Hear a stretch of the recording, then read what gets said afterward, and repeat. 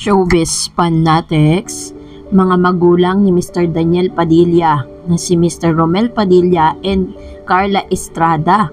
Talaga namang awang-awa sa mga nangyayari ngayon kay Daniel Padilla para mapabalik lang si Catherine Bernardo. Ang lahat ng yan. But before that, if you haven't subscribed yet to my YouTube channel, please don't forget to like, share, and subscribe at hit mo na rin ang notification bell for more showbiz updates. And please don't forget to hit the all para ikaw ang unang-una makakapanood sa lahat ng ating mga updates. So ngayong araw nga ito, ilan sa mga updates po natin patungkol kay Catherine, kung saan spotted nga si Catherine na nasa Tagaytay, at doon po siya kung saan talagang sa mga panahong ganito ini-spend niya talaga yung kanyang oras sa pagta-travel kasama ng ilan sa mga kaibigan niya. So pinaghihinalaan din na naroon nga itong si Mr. Daniel Padilla dahil naka-outfit check din siya kahapon na parang nasa malamig na lugar, pero hindi pa naman po kinukumpirma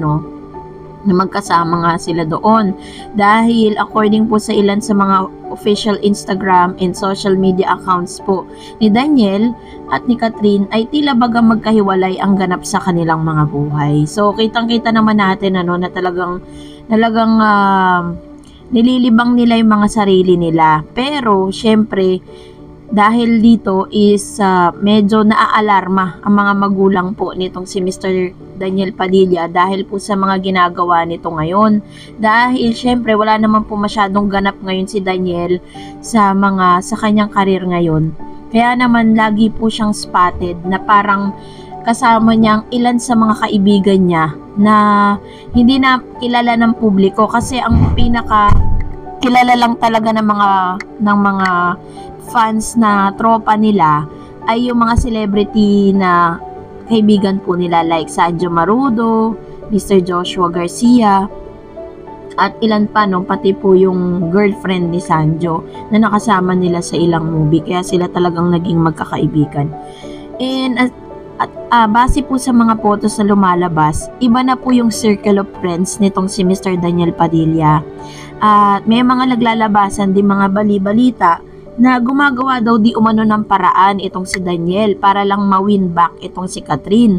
At sa mga photos din po na lumalabas na tila baga wala pong ginagawa itong si Daniel kundi uminom ng uminom, na bagay na talagang ikinaka-worry po ng kanyang mga magulang. Pero alam naman natin na talagang alam ni Daniel kung paano niya dadalhin yung sarili niya. Kaso nga lang syempre, at their very young age, talagang nilulunod niya yung sarili niya sa alak.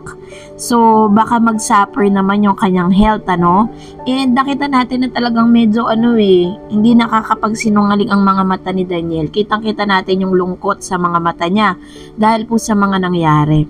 And syempre, alam natin na kapag may ginawa kang hindi maganda kahit nga sa kapwa mo lang diba? Talagang aanihin mo talaga yan. Pero this time, ang nakakahanga lang kay Daniel is that hindi siya tumitigil para pumawin back yung kalooban nitong si Miss Catherine Bernardo. Veteran showbiz, ilan sa mga veteran showbiz is nagsasabi na Daniel is trying to win back Catherine Bernardo.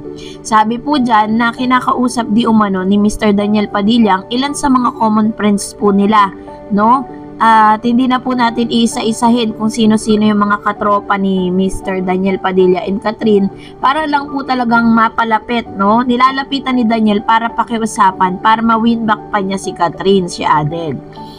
And Chris, however, believe that Daniel and Catherine common friends will not help Daniel. Yun po yung pinakamasakit kasi syempre, pwede kang pakinggan ng mga kaibigan mo doon po sa iyong problema, doon sa pinagdadaanan mo, pero parang ayaw nilang pumasok sa eksena, ayaw nilang makialam doon po sa relasyon na liang. Sabi niya, pinapakinggan at pinahihiraman tenga ng mga kaibigan, pero hindi ito aaksyon para sa kanilang pagbabalikan. Kasi kaya nga magkakaibigan kayo, alam nila ang tunay na nangyayari. So makikita natin na talagang nagsasuffer talaga ng todo-todo dito si Daniel. Catherine and Daniel attended the Asia Star Awards 2023 held in Philippine Arena in Bulacan recently. They were both awarded the Fabulous Award alongside Korean star New Jeans, Stray Kids, and Lim Yang-woong. It was their second public appearance after announcing their breakup. The first public appearance was during the ABS-CBN Christmas special. So sa mga post din po ni Miss Catherine sa kanyang Instagram, ay agad po itong nilalike at pinupusuan nitong si Mr. Daniel Padilla. Kumbaga nakabantay pa rin siya no, sa mga ganap dito kay Catherine. So, hindi na natin alam kasi na kay Catherine po talaga ang desisyon kung ano ba talaga ang kapupuntahan ng kanilang relasyon. At dahil dyan, narito ang ilan sa mga komento po ninyo patungkol naman sa ating last update. Magbabasa po tayo ng ilan sa mga komento po ninyo. Unahin po natin ang komento mula kay Dare Sabas. Baby Q and Lexine are lucky to have Tita Kat. Merry Christmas to the Bernardo family, especially Ma'am Min and Sir Ted. Ayun. So, yung nakita po natin na picture na nandoon po siya sa Tagaytay, kasama niya yung family niya. No? Doon po yun eh. Kasi nakita natin na parang habang mini-makeupan niya itong si Lexine, diba? At si Baby Q. Sabi naman ni Mr. Eduardo Valerio, akala ko binigyan ng second time si Daniel, kaya binalikan. Kat, naku, ulitin lang yan. Hindi na bago pa ginawa ni Daniel mang babae, gagawin at gagawin pa rin. Kaya panibagong sakit na naman ni Kat ang mangyayari. Sana wag nang balikan, mag-move on na siya. Kasi sukat kakat. Ano yun? Sikat kakat. Okay. So, sa pagkakataong ito, let me just clear to you na wala pa pong second chance na binibigay si Catherine dito kay Daniel. At hanggang sa ngayon is talagang nagmumove forward po sila sa lahat ng mga naganap no, sa kanilang mga buhay. And I hope na ano man po yung paraan na ginagawa ni Daniel or Catherine is talagang matutunan na ni Daniel yung pinaka major lesson. Sabi naman po ni Melanie Takod, mag-move on na kayo mga Pilipino sa love team. Ilusyon nyo na sila ang magkatuluyan in real life.